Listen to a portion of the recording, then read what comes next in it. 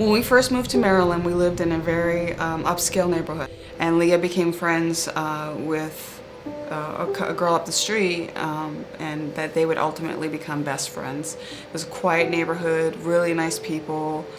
I mean, I felt like we were in a really good place, safe place, and she was always with her friend Mimi. Always, they were inseparable.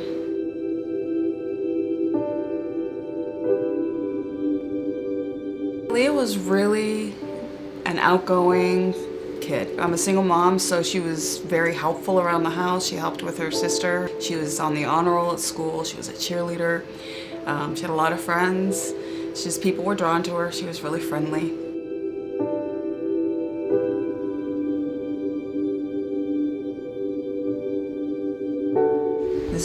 She was 15 here, and as you can see, she has a fire in her eyes. She was just so spunky and so happy.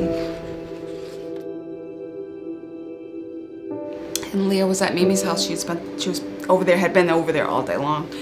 And I was texting her. I needed her to come home and help me clean.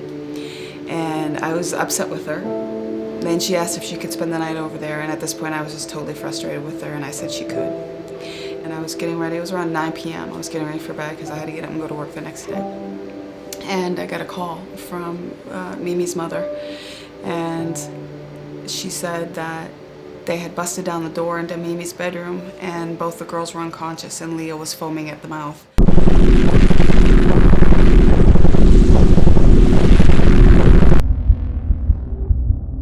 And I couldn't comprehend what she was saying to me.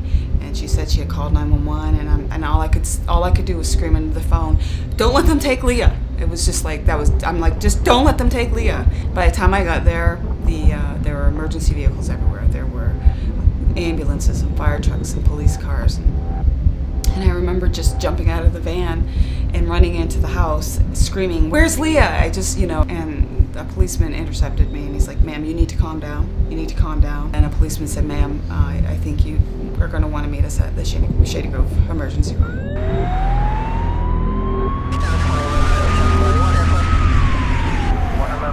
I was just like, at this point I still had no idea what had happened, what was going on, what was wrong with Lea.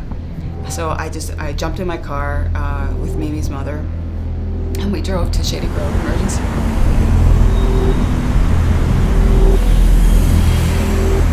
By the time I got to the hospital, I was met by a hospital liaison and a policeman, and they asked me, they kept asking me if I knew what they had taken. I'm like, I don't know what you're talking about. I don't know what happened, and nobody had told me at this point what had happened. Nobody. And a nurse came out of the emergency room, and she had this little plastic baggie, and it had a biohazard symbol on it. And I remember taking it in my hands, and it had all Lea's cut off jewelry in it, and her necklaces and rings, and it had one sock in it. And I remember thinking to myself, she was there, and she wasn't there to protect her. I wasn't there to help her, she was just one sock. Where was the other sock? What was she doing? I needed to be with her.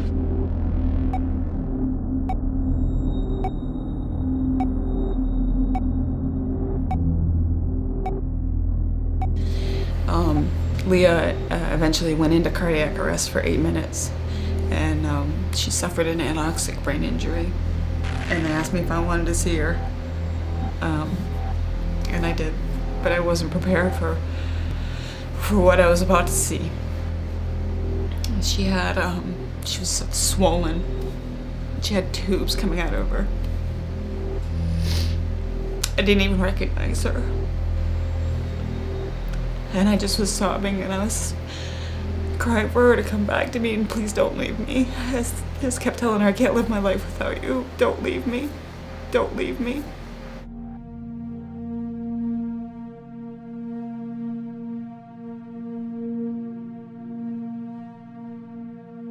And you can see as she started coming around that she just was kind of lifeless, in her eyes. She was so sad. And she had the feeding tube in her nose. She still wasn't speaking here. She wasn't talking. And she was just kind of rolling her tongue in her mouth, and just like a baby, like kind of drooling, and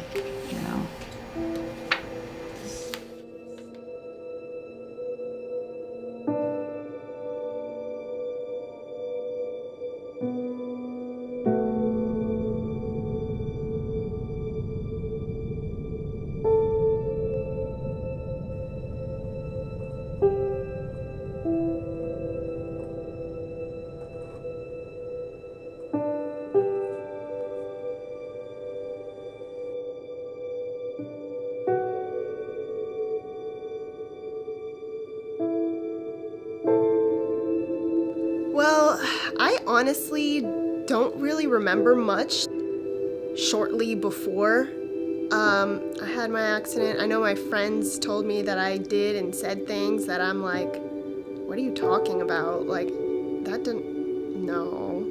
And I really don't know who I was at that time.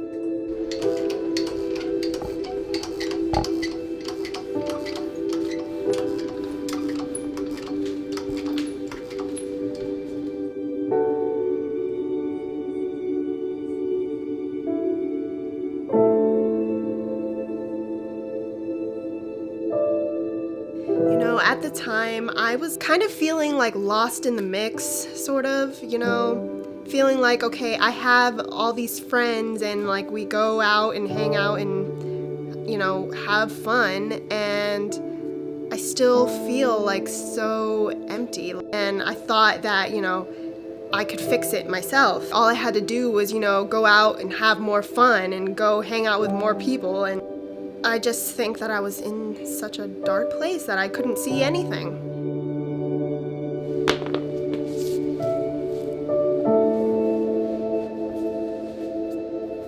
It took me a really long time to get used to that feeling of waking up and not being able to move. I mean, the initial shock of, Lea, you are quadriplegic, you can't do this stuff that you used to do. It took a while for me to like realize that, oh damn, I can't do that stuff anymore.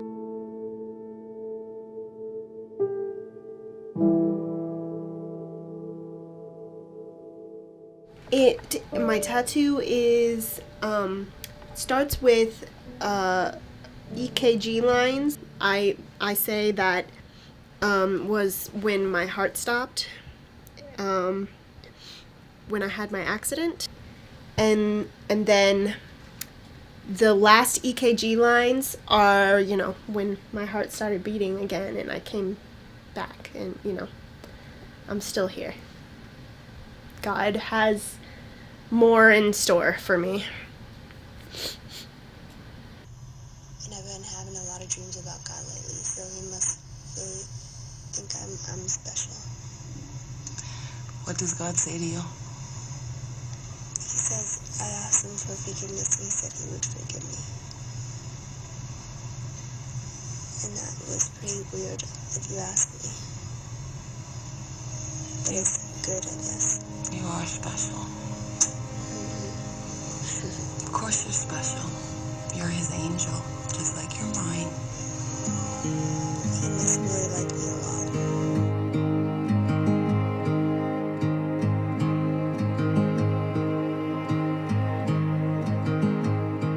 Lea decided that she needed to get out and talk to kids so they wouldn't have to deal with the things that she is dealing with.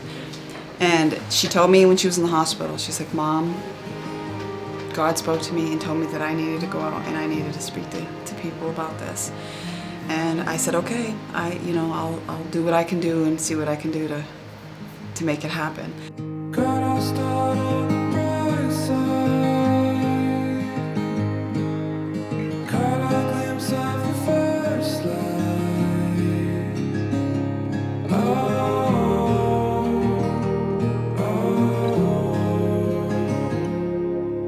Felt the air under us, against the wind, tried for something else. Well, I know that when I like came to, I just knew like immediately that I wanted to help other teenagers that were going through the same thing, because I know there are so many of them out there that were just like me, like in that state of depression, trying to figure out how to make it better. And I feel like, you know, God saved me for a purpose, and I hope that I am like fulfilling that purpose. I am so incredibly proud of Lea. I knew that she had the ability to change people's lives. I mean, I knew that even before this happened, that she just had that kind of impact on people. And I'm so proud and I'm so thankful that she has this, you know, this is something that she feels that she's giving back.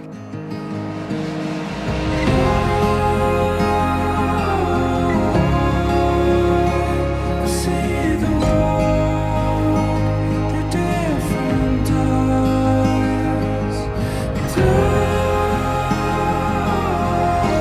And it changes everything.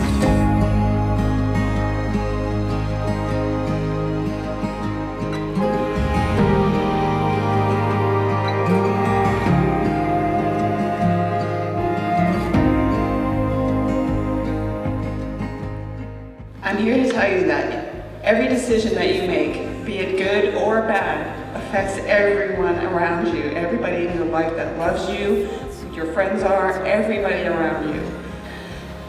So when your parents are like all up in your business, where you going, who you go with, who's gonna be there, are there gonna be any adults? They're not trying to be a pain in the ass. They really aren't.